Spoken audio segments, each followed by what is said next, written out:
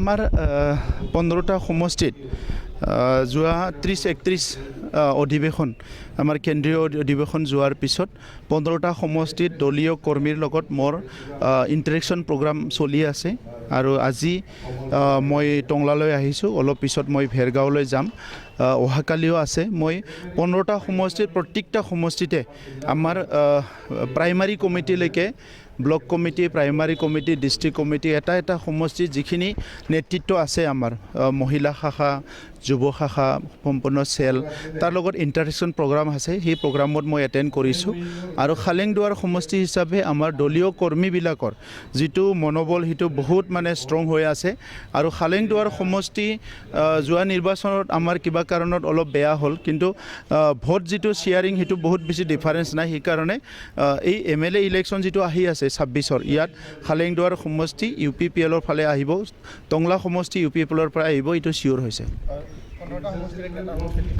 এতিয়ালৈকে আমি 15টা সমষ্টিতে ৰেডি হৈ আছোঁ প্ৰত্যেকটা সমষ্টিত আমাৰ দলীয় কৰ্মীবিলাক কাম কৰি আছে এক সপ্তাহ টুৰ কৰাৰ পিছত গম পাই যাম কোনটো সমষ্টি ষ্ট্ৰং কোনটো সমষ্টি উইক আৰু তেতিয়া আমি সিদ্ধান্ত ল'ম এতিয়ালৈকে আমি আমাৰ 15টা সমষ্টিত আমাৰ UPPL হিচাপে আমাৰ প্ৰিপাৰেশ্যন চলি আছে কাৰণ আমাৰ প্ৰত্যেকটা সমষ্টিত প্ৰাইমাৰী বুথ কমিটি চব আছে তো সেইকাৰণে আমাৰ কাৰণে এই ইলেকশ্যনটো বহুত কঠিন নহয় তো সেই ইলেকশ্যনৰ কাৰণে আমি খুব ভালকৈ প্ৰিপাৰেশ্যন কৰিছোঁ তো এতিয়ালৈকে আমি আমাৰ নিজৰ এটা ডিচিশ্যন লৈ আমি আগবাঢ়ি আছোঁ চাই ল'ম যে কাৰ লগত কি হয় প্ৰাৰ্থিত্বৰ কাৰণে তালিকাটো অলৰেডি আমাৰ কেণ্ডিডেট প্ৰায় শ্বৰ্ট আউট হৈছে কিন্তু ইমান হাৰিডলি নহয় আমি অলপ দেৰিকৈ কেণ্ডিডেটবিলাক আমি ডিক্লেয়াৰ কৰিম আৰু নিৰ্বাচন কোড অফ কণ্ডাক্ট ঘোষণা যিহেতু টাইম আছে আমি মেল মিটিংবিলাক কৰি আছোঁ পাব্লিকৰ লগত আমাৰ যিটো সম্পৰ্ক সেইটো আমি গঢ়ি আছোঁ আগতকৈ বহুত ভাল পৰিৱেশ কাৰণ যোৱা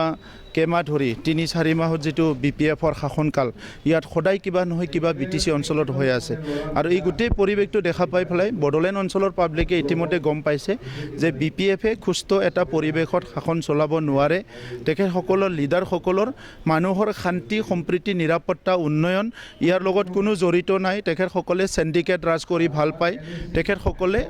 এই মদ ভাং জুৱাত ব্যস্ত থাকি ভাল পায় এই কথাবিলাক চবে দেখিবলৈ পাইছে আৰু ইয়াৰ কাৰণে UPPL যিহেতু এটা নীতি লৈ পেলাই ৰাজনীতি কৰিছে UPPLৰ কথাটোকে চবে এতিয়া আলোচনা কৰি আছে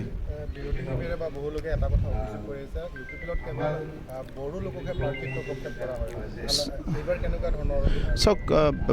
বিৰোধীয়েতো বহুত 10টা কথা ক'ব পাৰে কিন্তু UPPLে প্ৰথম দল ভাৰতবৰ্ষতে যোনে বড়োলেণ্ডত 26টা জনগোষ্ঠীক লৈ পেলাই আমি আমাৰ ভিজন ডকুমেণ্ট বনাইছিলোঁ 26টা জনগোষ্ঠীক লৈ একেলগে আমি আগবাঢ়ি গৈছোঁ BPFে ভুৱাভাৱে কাকবা কিবা দিম কাকবা কিবা নেদিম কৈ পেলাই ৰাজনীতি কৰে কিন্তু UPPLে 26টা জনগোষ্ঠীৰ ভাষা সংস্কৃতি ৰীতি নীতি জীয়াই ৰখাৰ কাৰণে কাম কৰিছে এইটো ক'তো এক্সাম্পল কোনো দিব নোৱাৰে